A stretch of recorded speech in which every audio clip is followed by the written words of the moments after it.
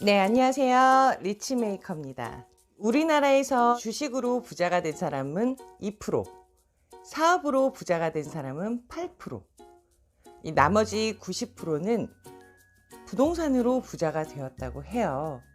그러면 그 중에 어떤 부동산을 해야 할까요? 이 부동산에도 종류가 굉장히 많죠. 아파트, 상가, 빌딩, 토지. 오늘은 지난 영상에서 말씀드린 대로 이 문정부 때 가장 많이 오른 땅값. 땅 없는 부자는 없죠. 2020년 토지 시장에 대해 이야기 드릴게요. 저도 빌딩이나 아파트 또 임대 수익형 부동산 등 많은 부동산을 연결을 하면서 지켜보니 이 가장 큰 돈이 되는 건 토지더라고요. 이 부자를 역전할 수 있는 유일한 재테크 수단인데 이 땅 하면 다들 무서워하죠. 왜? 몰라서, 못 믿어서, 또 돈이 없어서. 이 아파트나 오피스텔 등 건물에 비해서 정보가 절대적으로 부족한 이 땅에 접근하는 일 자체가 이 낯설고 불안한 거죠. 부동산은 두 가지로 볼 수 있어요. 가격 경쟁과 정보 경쟁. 가격 경쟁은 레드오션이라고 해서 발품을 파는 이제 건물 시장이라든가 현재 가치에 투자를 하는 시장이고요. 이 정보 경쟁이라는 거는 블루오션이라고 해서 발품보다는 머리를 쓰는 토지 시장 같은 거를 얘기하죠. 미래 가치에 투자하는 이런 시장을 말합니다. 통계 한번 보시면 지난 50년간 쌀값은 50배, 기름값은 70배 뛰는 동안 땅값은 무려 3030배가 올랐다고 합니다. 이 지난해 전국 땅값이 10년 만에 가장 높은 상승률을 기록을 했는데 이 가장 큰 이유는 바로 주택시장의 규제죠. 9.13 대책 이후 대출 규제로 아파트 시장은 거래 절벽과 하락기에 접어들고 대출 규제로 분양마저 얼음이 되다 보니 이 집값은 마이너스를 기록했음에도 땅값은 큰 폭으로 올랐습니다. 이 현재 1100조 원이 넘는 유동자금이 다 토지 시장으로 옮겨가고 있는데요. 최근 5년간 지급한 토지 보상비가 22조 원으로 나타났고 이 기간에 불린 토지 보상금으로 개인이 보상받은 금액은 최대 244억 원에 달했습니다. 이 우리나라에 외국인이 보유한 토지가 총 7천만 평인데요. 왜 우리나라에 이렇게 외국인들이 토지에 투자를 할까요?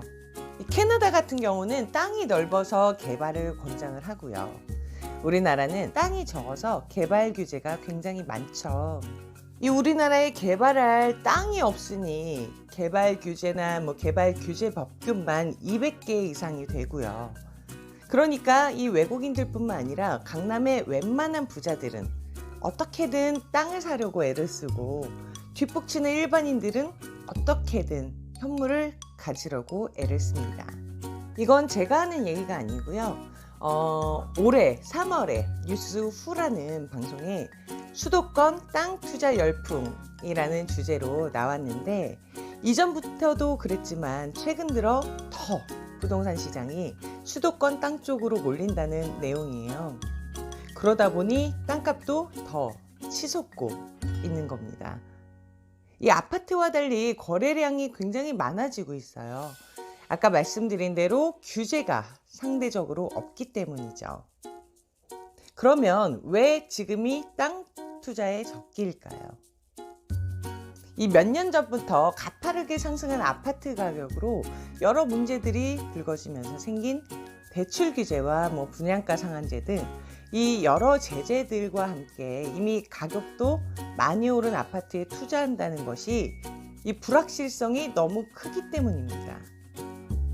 하지만 상대적으로 이 규제가 많지 않은 땅은 아직 매력적인 투자처죠. 특히 2020년 이 총선을 맞아 토지 보상금으로 무려 40조가 풀릴 예정이라는 것을 감안하면 지금이 바로 토지 투자의 적기입니다. 이 천문학적인 토지 보상금이 풀리면 이 보상비는 어디로 갈까요? 이 다시 부동산으로 흘러들어서 땅값, 집값을 끌어올리는 등 부동산 시장을 과열시키겠죠. 이 1960년대 초에 말죽거리, 지금 이제 서초구에 있는 양재역 사거리 일대인데 그때 땅값은 평당 300원 정도였습니다. 그런데 1969년 제3한강교가 개통이 되고 이듬해 경부고속도로가 뚫리면서 이 지역의 땅값은 평당 5,000원에서 6,000원으로 폭등했습니다.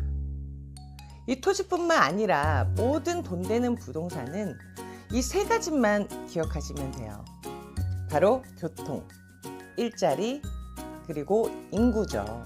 산업단지가 들어가는지, IC나 철도 등 여기 들어서는지, 신도시는 생기는지, 관광지나 행정기관은 있는지 이런 것들을 확인하시면 좋고요.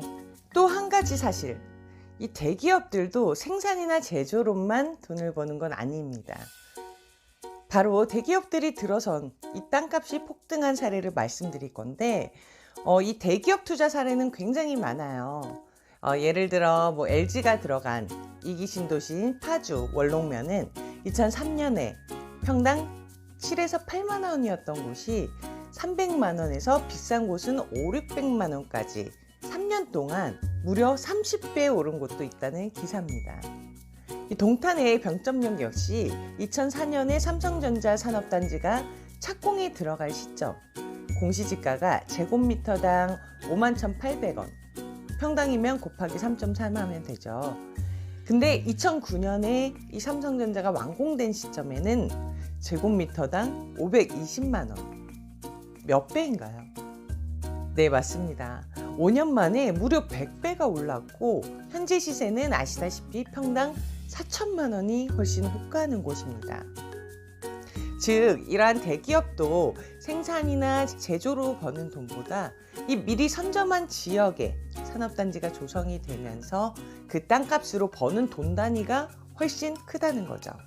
그러면 왜 아파트 말고 토지일까요?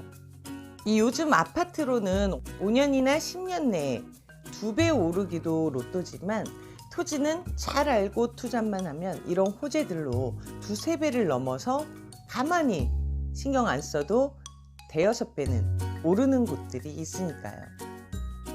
이 아직 저평가된 원형지 땅에 이러한 상업시설이나 공장이 들어서고 이런 일자리로 인해서 주변에 직주 근접형, 그러니까 주거지들이 지어지고 교통이 좋아지면서 이 가치가 크게 오르는 건데요. 올해 토지 보상금만 전국에 40조 원이 풀린다고 합니다. 그 중에 수도권의 71%의 보상금이 집중된다고 하는데 그렇다고 우리나라의 모든 땅이 다 돈이 되는 건 아니죠. 이 아파트도 싸다고 지방에 투자해서 크게 오르지 않는 반면 수도권은 지방보다 거래량도 1.3%나 증가를 했고요. 반면 지방은 8%나 감소했습니다. 땅값 또한 5.14% 올라서 지방과는 비교가 안 되죠. 토지뿐 아니라 아파트나 상가, 빌딩도 그래서 서울이 비싸면 수도권에라도 투자를 해야 하는 이유입니다. 그러면은 토지 투자 시 주의사항은 무엇이 있을까요? 모든 땅이 다 돈이 되면 우리나라에 부자 아닌 사람이 없겠죠.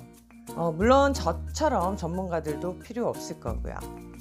이 며칠 전에 아는 동생이 지인한테 땅을 샀는데 어떤지 물건 분석을 좀 해달라고 부탁을 하더라고요. 그래서 어차피 산 거 이제 뭐라고 해야 될지 일단 등기 떼고 이제 입지 보고 실거래가나 온나라 포털 사이트에서 토지 이용 계획 확인하고 그리고 개발축을 이제 봤는데 역시나 개발이 안 되는 곳을 이제 쪼개서 파는 그런 기획부동산 회사더라고요. 물론 임야라고 다 개발이 안 되고 지분이 나쁜 건 아닙니다. 개인이 땅 보는 눈이 없고 몇 억씩 몇십억씩 투자할 돈이 없으면 회사를 통해 살 수밖에 없는데 옥석은 가릴 줄 알아야죠. 이 기사처럼 산을 칼치기 해서 몇백, 몇천 명씩 지분으로 넣고 개발 안 될 땅을 팩트가 아닌 이 호재만으로 파는 게 문제죠. 이 토지는 잘 사면 대박이고 잘못 사면 쪽박입니다.